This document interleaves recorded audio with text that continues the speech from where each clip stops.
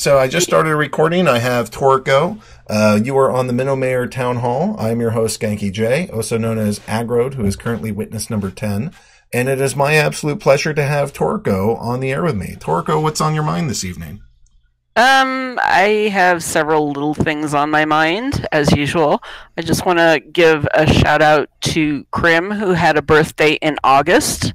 And since everybody is wishing her a happy birthday, I thought I'd shout out and say happy birthday to Wonder and Rose and Son, whose birthday was recently. Oh, that's very kind of you. Yeah. Other than that, I'm winding down my MAM. It's my next to my last day. I have been informed. And while I have absolutely loved having the delegation, I'm kind of happy that I'm going to have a little bit of free time to do other things.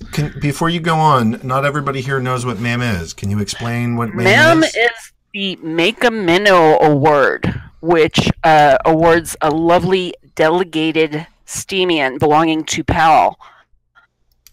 5,000 Steem dollars, is it? Steam power. Steam power. To do with as they wish. And one of the great things you can do with it is curate, because instead of having, I think before I got delegated, I had 5 cents per 100% vote, and now I have like 50 cents and what vote. How has that changed your experience on here? How what does it mean for you? It got looking at a lot more posts than I normally had been, and seeing the variety of posts out there, seeing the type of posters and where their interests lie. It also got me very interested in the concerns about bid bots and curating. I think not quite broken, but they need to work better.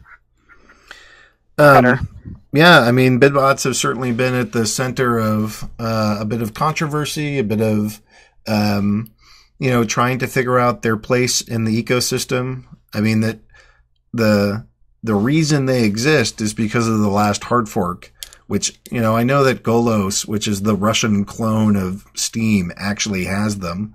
But as far as I can tell, they're not all that utilized, or not quite all that powerful. They are present on the system, unlike here, where if I go to the Steem, hold on, it's there's a better term, but it's like the Steem bot tracker.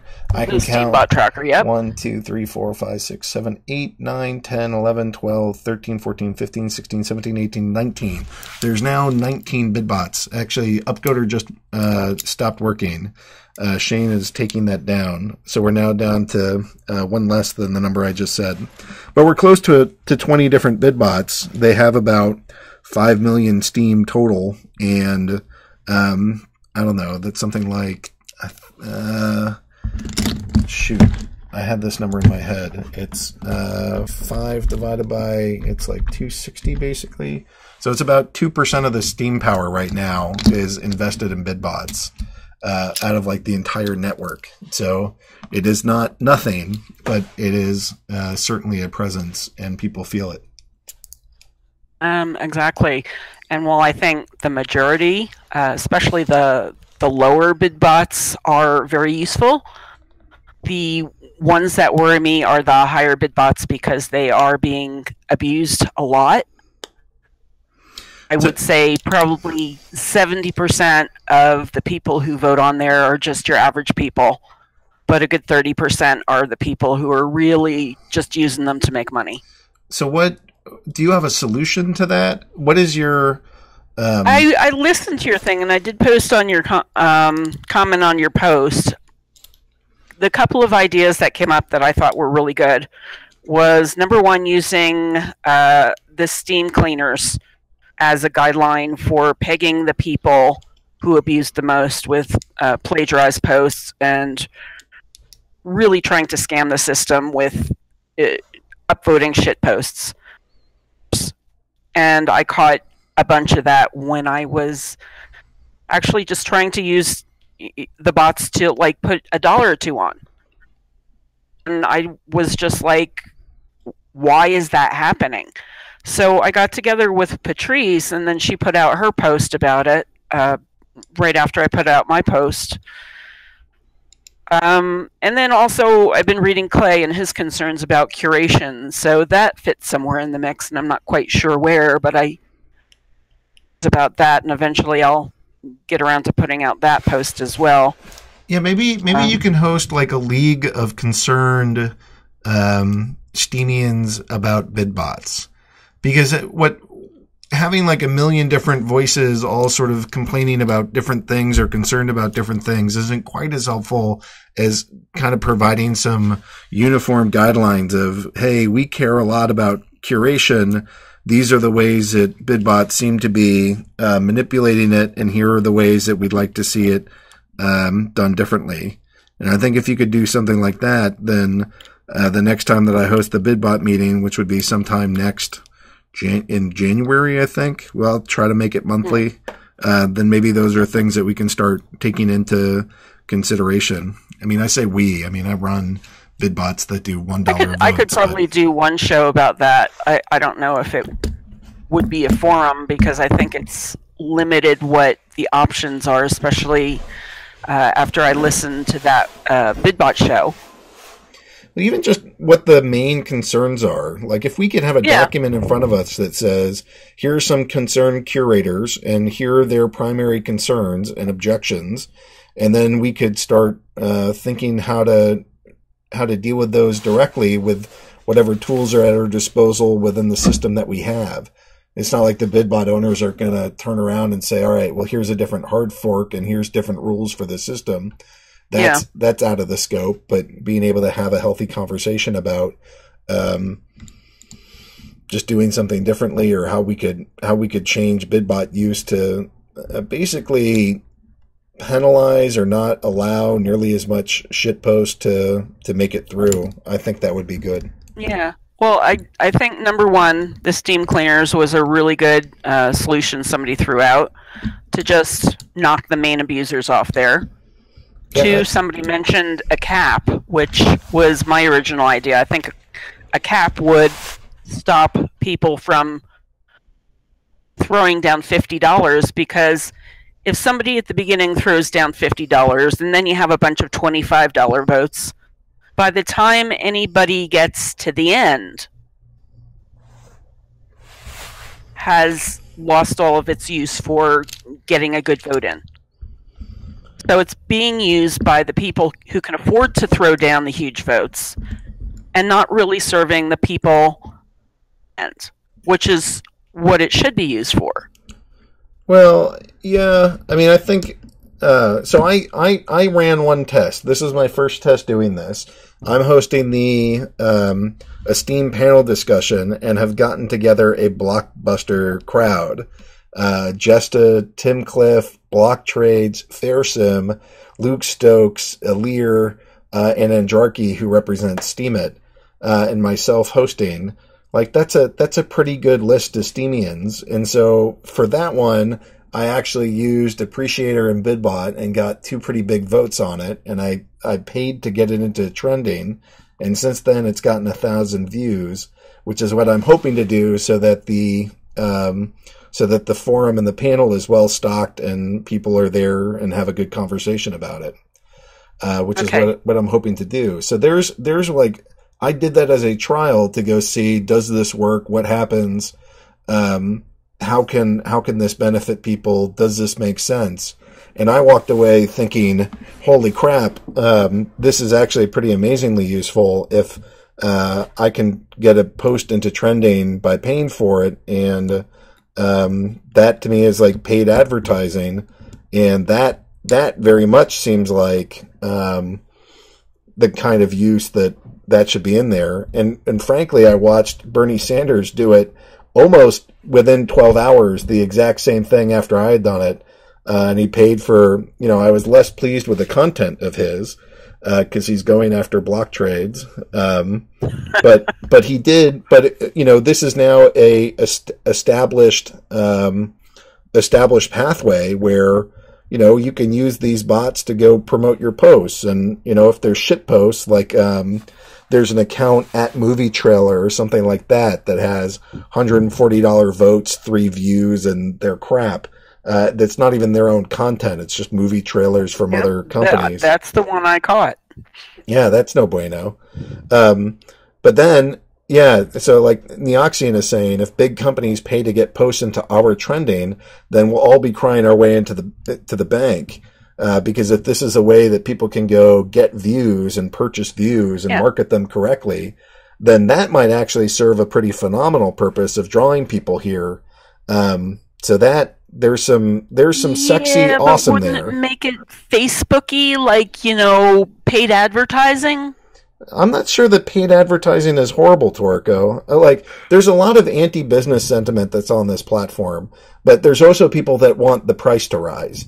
So, telling businesses, go screw yourselves, and we don't want your advertising dollars, and we don't want you part of this. We just want it to be all organic, just a bunch of libertarian, hippie, anarchists, organic farming homesteaders, and nobody else. Like that, we're not going to moon with just that community. We do actually have to find a way to go invite others to be part of this, so that all of those people that are posting of the hippie, organic, fair trade, vegan, homeschooling, libertarian, anarchist, whatever flavor you are, that your posts are worth 10x.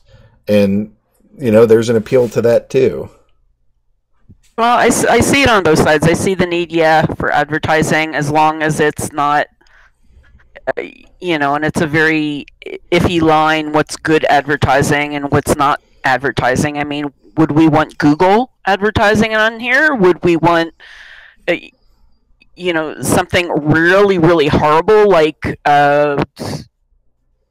porn or something? Yeah, I mean, but then again, you have the ability to downvote things. So if people are going to go, advertise, here's some shards of glass to go for your kids to play with, and then they promote it heavily, presumably that would get some downvotes. Yeah, not as much as you'd think. Well, that's the issue. So, for instance, I saw yesterday this guy. He makes his blog. He has like 3,000 plus followers. $100 or more a post. He does is he posts a meme every time. He just posts a meme with a couple of words on it, and then he upvotes it. He's already making $100. Why does he need more than $100? That kind of stuff floors me. That's just doesn't need to make the trending. He already has an established account. He's making good money. I'm like, okay, what are the bots really for? And maybe we need to just separate the bots. Like, okay, these are bots for minnows that help them get their account. And then there's just 1 or 2 bots that are meant to help you get on the trending page. I mean, you're roughly... another idea I had. We're roughly already there. I mean, most of... You sort of have a spread of a handful of these minnow bots that do $1 to $3 votes. You have a handful of things like a dolphin bot that can do, $5 to maybe $30 or $40. And then there's really only 3 bots that have substantial amounts of money. And that would be Appreciator, Build a Whale, and Booster. So it's not like there's not an endless list of these. I mean, there's 3 that do have, probably 5 million Steem or 4 million Steem, somewhere around there on them. Right, but they're not using to get on the trending page as much as they are being used to make money. Well, I think that is a user attitude, frankly. I mean, I think my having done one test and showing that it can work, and then seeing one other person do it immediately thereafter, I would encourage folks, hey, if you write good content, then I would tell you, use these bots and front run them so that time your post release so that it lines up with Booster, Appreciator, or Build a Whale. Time it the right way, pay to get it into trending. I mean, I've gotten 200 followers in the last 4 days. And I think it's because, you know, that panel is good, and also because I'm sitting in trending. And I'm looking at King's Crown, who can always be in trending, and I can see how giant his account has gotten. I think that there's real value to this, and I think the challenge is not... I agree. It's not that the bid bots suck, it's that we as users aren't actually... There's this negative stigma about using them, and so only really shit posters are using them. And if we could just turn around, then I can say, hey, my name is Aggroed, and I use bid bots, and I use them to promote my posts, and I have purchased my way into trending once now, and it was an experiment, but I think it was a good one. And if other people do it and they can get into trending that way, then hopefully when we're using the bid bots, somebody spends $100 to go promote a meme and they get a $150 vote and that's all that's there. I think that there's going to be some whales that look at that and say, nope, this is bullshit. We're going to flag this down. And at some point, I think another option is to start harassing Steemit and say, hey, Steemit, you guys are sitting on, 70 million Steem that you're not using. We'd like you to set a good portion of that into 3 or 4 downvote bots and all these shit posts that we can have really well-defined, transparent rules about it and not just put it all on Steam cleaners, but have a variety of services. One could be downvote shit posts from bidbots, downvote shit posts from whales that are just circle jerking, downvote shit posts or whatever. I mean, they have Steam. The problem is it's expensive to do that because you lose curation and you're losing 25% of the value of your vote. That's not fun. But if it's coming from Steam and it's delegated and they weren't using it anyways, that just brings money back to the reward pool. And this might be a way to solve some of the spam crisis of, you don't own the rights and you're posting it and it's just plagiarized. And if people realize that shit posts that meet very specific, transparent criteria are going to lose their rewards, it's not going to take very long before they stop using them. Because it's going to cost the money and it'll kill the rewards almost immediately thereafter. I agree. I think the problem is right now the whales aren't downvoting them, and they are making rewards, and that needs to stop. Well, there's no incentive to downvote, and that's why I think if there's a group. If I look at Steem Cleaners is one of the top 30 paid accounts on this platform. They don't even upvote themselves, and they just sit around downvoting people, and then once a day or once a whenever, they're posting transparently who they're downvoting, and it's very clear. And I think that can be a model for other groups to say, hey, Steemit, please give us some delegation. We'll use it to go downvote people. We won't upvote our own posts, but we will make public posts about what we're doing. And I think if it follows that Steam Cleaner highly transparent model and it has some official capacity from Steemit, then I think that they can get paid for that work and probably paid pretty handsomely. So that would be one of my solutions to... I think that's a really good solution. Well, it has only come from talking to you and talking to the bidbot owners and talking to the people that are concerned. It's not like I woke up and said, oh, this is what we can do. But after all these discussions around this, that's some of the ways that I think that we could help. Cool. I had another sort of tangential idea, and I don't know how practical this is because I know, Curie is pretty active, OCD is pretty active, and then there is a concern about getting on the trending pages, and maybe there could be some developer who invents this, because I know shit about developing. And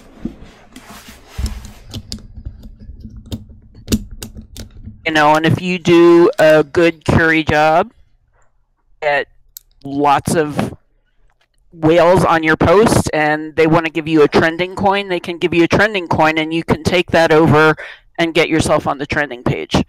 So modifying the trending page. One of my thoughts is the Minnow Support Project runs MSP Steem, and one of the ideas I've had is have like a Minnow trending page where you have to have a Minnow is technically 5,000 Steam power or less, but maybe we can do something like up to 10,000 Steam power, and those are the only accounts that you can get trending on it.